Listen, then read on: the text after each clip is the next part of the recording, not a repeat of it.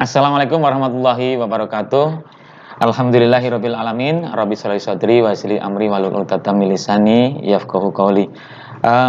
Teman-teman sekalian, para jamaah sekalian yang saya hormati, kita ketemu di podcast perdana Sufah Media, dan pada malam hari ini di edisi yang nomor 1 yang perdana ini saya bersama dengan seorang ustadz muda, seorang yang punya ilmu yang luar biasa, Masya Allah. yang malam ini akan menjadi narasumber, Ustadz Ja'far Al-Jufri. Apa kabar Ustadz? Alhamdulillah bil khair wa iwan. Alhamdulillah. Insyaallah. Oke, malam hari ini kita mulai podcast ini dengan membahas satu pertanyaan besar ya. Karena di dalam Al-Quran itu kan menurut saya, atau saya yang saya ketahui, sepertiga dari Al-Quran itu terdiri dari kisah-kisah. Ya, betul. Nah, pertanyaan saya nih, mungkin juga mewakili pertanyaan teman-teman sekalian, jamaah sekalian. Mengapa sih kita harus atau kepentingannya kita belajar kisah dari dalam Al-Quran? Silakan Ustaz. Iya, karena langsung Pak Iwan. Langsung. Ya. Itu the point. Malam ini bahagia sekali kita bisa sharing tentang hal yang sangat luar biasa di dalam Al-Quran, karena Allah Subhanahu wa Ta'ala mengatakan dalam Al-Quran, kisah yang Allah ceritakan dalam Al-Quran itu bukan kisah biasa.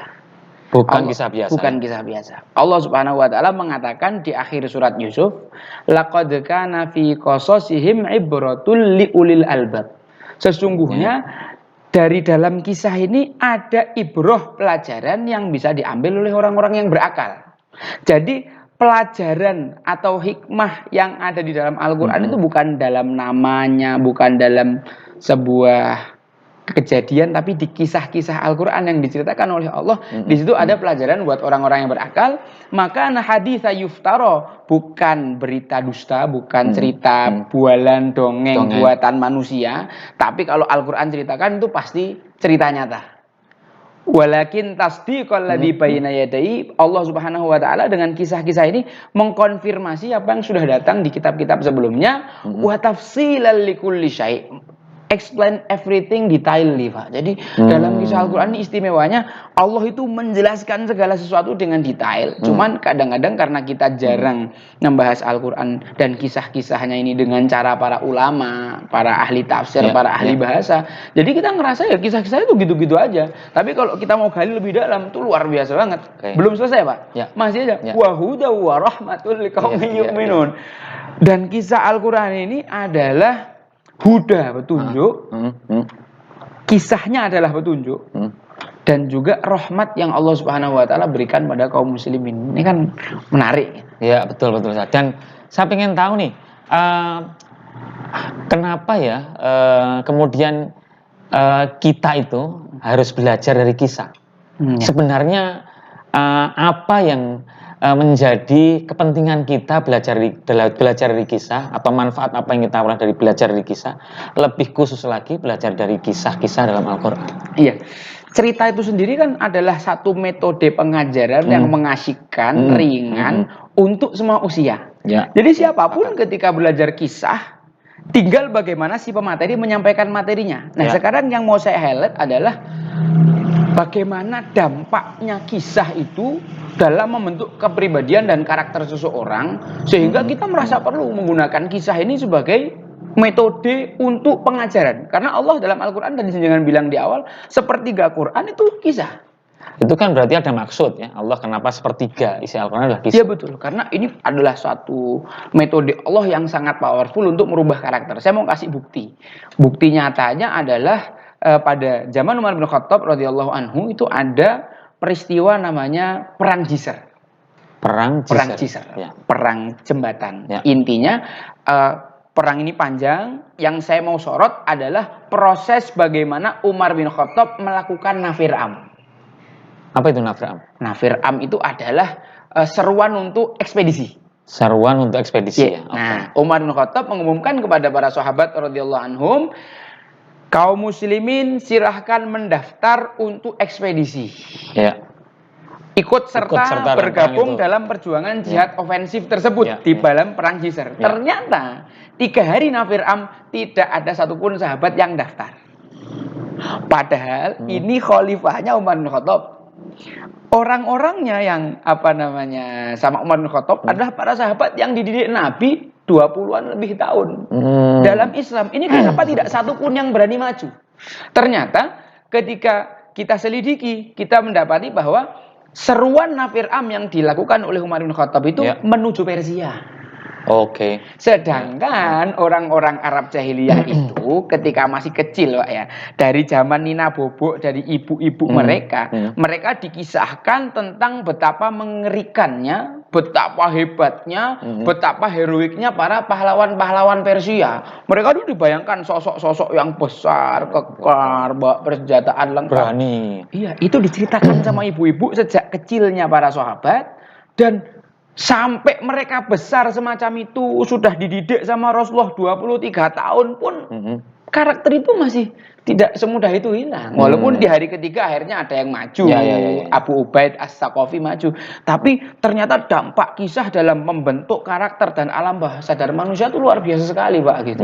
Kita bisa bayangkan cuman satu kisah orang Persia bisa bikin sahabat takut. Sedangkan seperti Al-Quran itu kisah bagaimana beriman, bagaimana bertakwa. Itu powerful sekali untuk mengajari manusia. Nah, kalau kisah itu bisa membentuk karakter seseorang, bisa membentuk kepribadian seseorang, apakah sebaiknya kita nih ya, tidak hanya untuk anak-anak gitu, menceritakan, memberikan hikmah-hikmah yang ada dalam Islam ini melalui kisah untuk segala usia? Ya betul, ini adalah satu langkah yang perlu ditempuh, karena Allah Subhanahu wa Ta'ala mengajarkan. Intinya gini, Pak, ketika ada satu hal, pelajaran yang dimasukkan Allah dalam Al-Quran berarti itu sangat penting. Ya. Setuju kita ya dalam urusan ini. Sepakat. Apapun yang Allah masukkan dalam Al-Quran itu berarti pasti penting. Dan ini Allah akan membuat manusia sepanjang sejarah membaca pesan pentingnya tersebut. Nah, hal terpenting yang Allah Subhanahu wa Ta'ala jelaskan dalam Al-Quran tentang kisah ini, salah satunya adalah betapa istimewanya kisah yang Allah sebutkan di dalam opening surat Yusuf. Opening surat Yusuf, Allah mengatakan, nahnu naqussu 'alaika ahsanal qasas. Kami ceritakan kepadamu wahai Muhammad sebaik-baik kisah. Wa in kunta min qablihi laminal ghafilin. Yang mana sebelumnya engkau tuh tidak mengetahui kisah tersebut. Ahsanal qasas secara khusus dalam ayat ini adalah kisahnya Nabi Yusuf. Yang ada dalam surat terpanjang, terlengkap, karena Allah kalau cerita nabi-nabi yang lain itu sepotong, satu episode, satu penggalan kehidupan.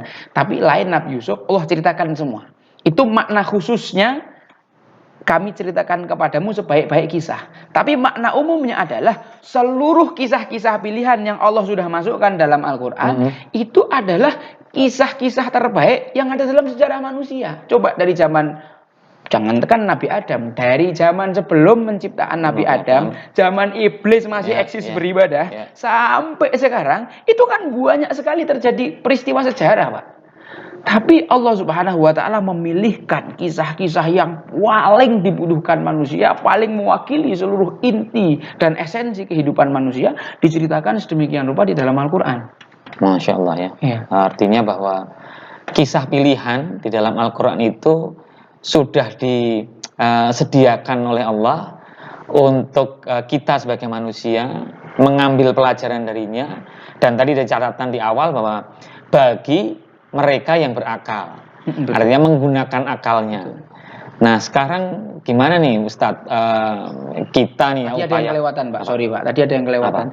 Perlukah kaum muslimin berupaya untuk menjelaskan dengan metode kisah ke semua kalangan? Perlu sekali, karena Allah menjelaskan itu. Rasulullah disuruh menjelaskan kepada umatnya semua kalangan, semua usia untuk berkisah. Tentu kita pun juga harus melakukan yang sama. Tentunya pendekatan kita ketika bertemu dengan anak kecil menceritakan kisah berbeda bahasa dengan ketika saya sama jenengan bercerita kan. Meskipun kisahnya sama ya. Kisahnya sama. Konten kisahnya sama. Kontennya sama, akan tetapi angel yang diambil, perspektif yang diambil dari kisah tersebut kan disesuaikan, dan semua kisah-kisah Al-Quran itu kompatibel untuk segala usia dan kemampuan otak, termasuk kemampuan otak. Dan kadang-kadang gini, saat yang ada di kita ya, salah satu kelemahannya itu cerita Nabi.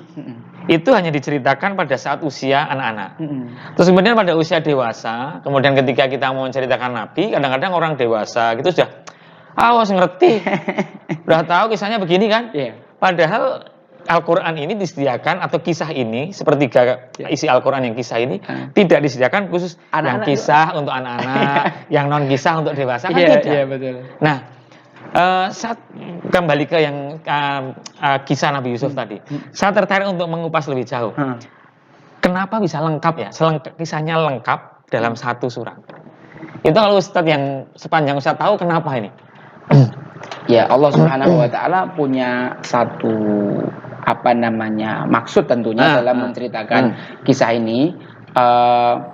Saya pernah mendengar mendapati bahwa Rasulullah SAW mengatakan, alimu arqa'akum surah Yusuf, ajari anak-anak mudamu itu surat Yusuf. Karena apa? Surat Yusuf ini berisi konsep hidup anak muda yang sangat lengkap, dari bagaimana seorang anak muda memulai hidupnya dengan sebuah mimpi, bukan awal surat Yusuf mimpi, diakhiri dengan mimpi yang menjadi kenyataan, lalu kemudian proses bagaimana seorang anak muda yang memulai hidup dengan sebuah mimpi itu berjuang menghadapi ujian, masalah, musibah yang sedemikian rupa.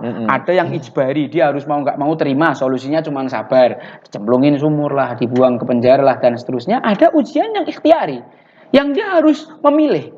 Dia diajak berzina oleh seorang wanita cantik, ketika dia mengikuti hawa nafsunya dia akan terjebak dalam lembah maksiat. Tapi ketika dia menolak, Allah Subhanahu wa taala muliakan dia, yang pada akhirnya Nabi Yusuf jadi menteri. Dan solusi untuk menghadapi ujian itu adalah bertakwa dan selalu berbuat baik. Ini sangat lengkap, luar biasa sekali dalam semua aspek. Dijelaskan oleh Allah Subhanahu wa taala dalam surat Yusuf. Mungkin nanti kita bikin sesi khusus. Saya akan coba zoom in. Artinya harus. ada kisah-kisah. Ada satu kisah parenting yang sangat luar biasa, Pak Iwan. Saya ingin membuktikan kepada jamaah sekalian yang nonton bahwa wa tafsilan likulli syai'. Al-Qur'an ini, kisah dalam Al-Quran itu menjelaskan segala sesuatu dengan detail. Nanti coba kita dalam pertemuan yang akan datang, kita akan coba bahas, ini PR ya. Nanti jangan nagih saya loh ya. Oh iya. Jadi tentang bagaimana satu hubungan yang sangat intim antara Nabi Yakub sebagai ayah dan Yusuf sebagai anak dijelaskan oleh Allah Subhanahu wa taala dengan sangat detail. Kalau kita mau ibaratnya bahasa Jawa itu ngoncei secara bahasa.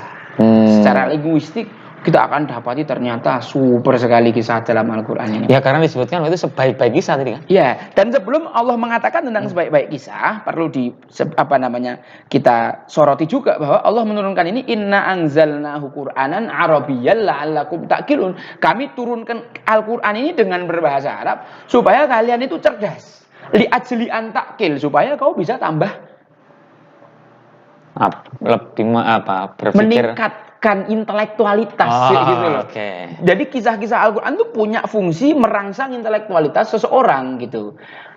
Dan akan tetapi bagi kita yang ingin mengakses intelektualitas tersebut, kita harus melalui pintunya, anzalnahu Qur'anan Arabiyya, dengan bahasa Arab. Maka nanti saya juga akan banyak sharing di forum ini betapa menariknya kisah-kisah Al-Quran ketika kita mau kuliti satu persatu secara bahasa.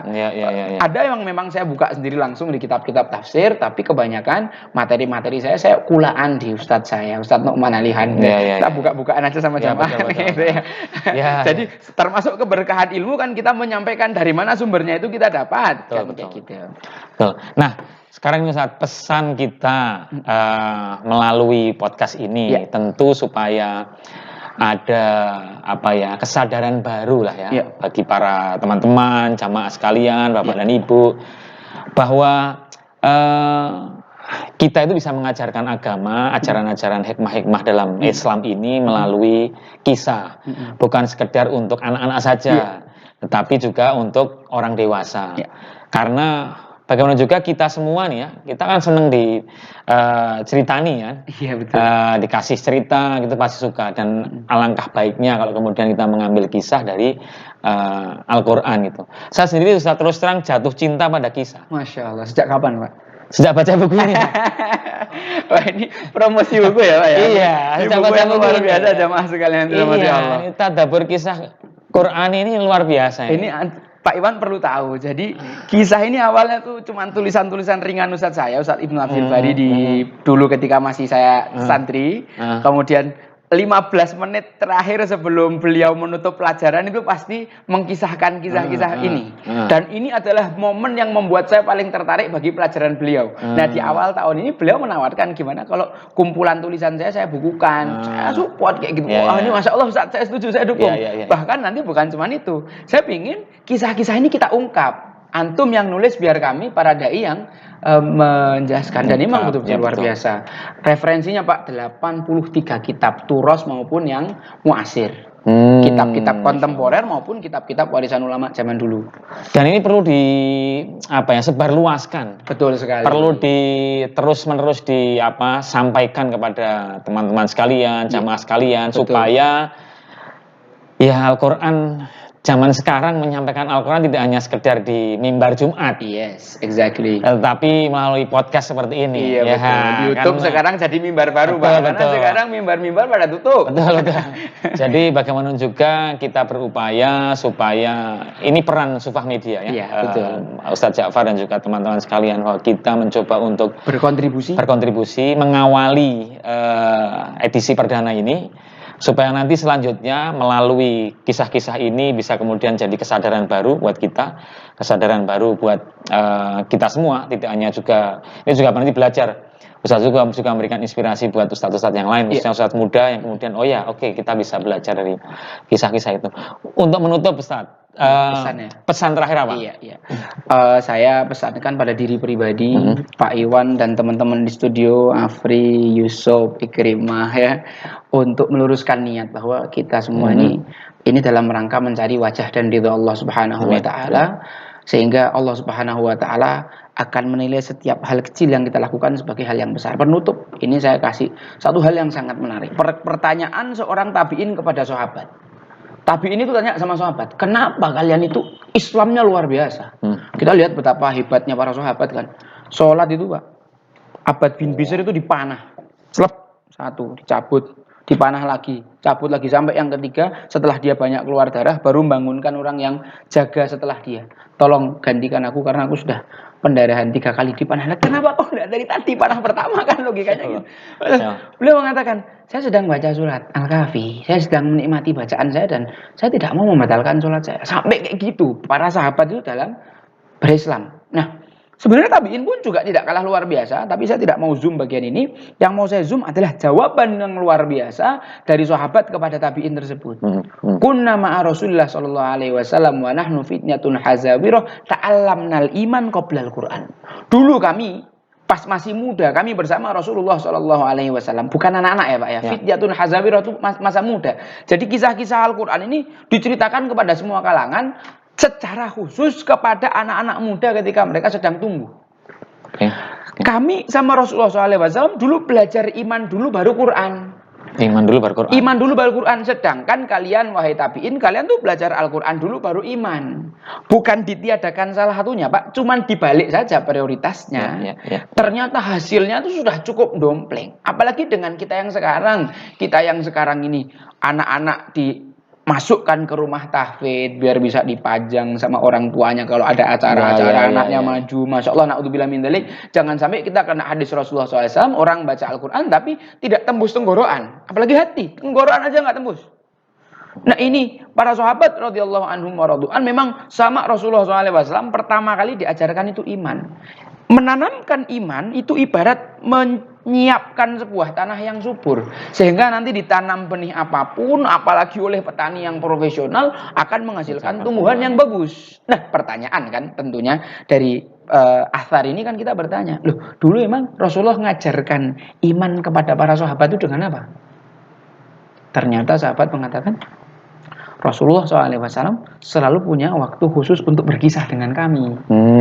Jadi rahasia di balik hebatnya para sahabat radhiyallahu anhum 13 tahun dididik sama Rasulullah di Makkah, itu adalah Rasulullah punya waktu khusus untuk berkisah kepada mereka, sehingga mereka lahir sebagai orang-orang yang imannya luar biasa, yang kemudian ketika syariat turun itu nggak ada sami'na wa asoina, sami'na wa mikir-mikir sih kayak kita gitu Pak ya. Langsung sami'na wa ta'na. Kenapa?